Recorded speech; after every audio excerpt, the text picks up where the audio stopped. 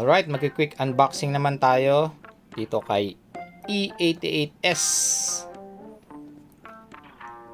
Check muna natin yung box.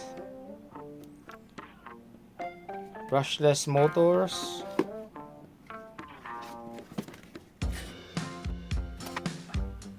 Okay, natin. Sa plastic. Ayan, sa plastic casing siya. So, hindi ko sabi kung hard ba or soft. Kasi, yan, sa medyo labis yung plastic. Okay, yung bukasan. Pagkakaliktad. Yan. Ang bumuhat ay yung documentation. Okay, full instruction for use. Instruction manual. Yan, for beginners. Micro USB charging cable. Screwdriver. Apat na extra props. Yung battery niya ay yung common lang battery 3.7 volts, 1800 mAh. Then yung controller. Yung kanyang phone holder. And yung itsura niya ay DJI. Sa likod. Yan, powered siya ng AAA batteries. Kailangan natin i-provide. Ito na si E88S. Meron siyang 4 sides, obstacle avoidance, infrared siya. Yan, sulat sa arm. I-open natin ang arms.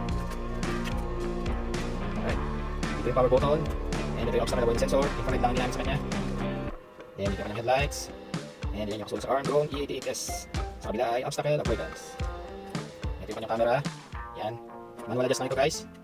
Kaya kung papaliparin nyo siya, i-adjust nyo na kung anong angle yung gusto nyo para tama yung kaya pag papaliparin nyo siya, i-adjust nyo na yung angle itong camera para makunin yung gusto nyo shot.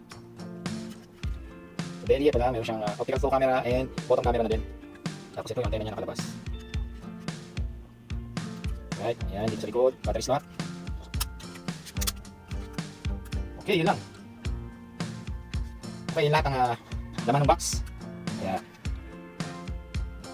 okay, yan lang yung laman. Okay, yun na lahat yung laman ng box.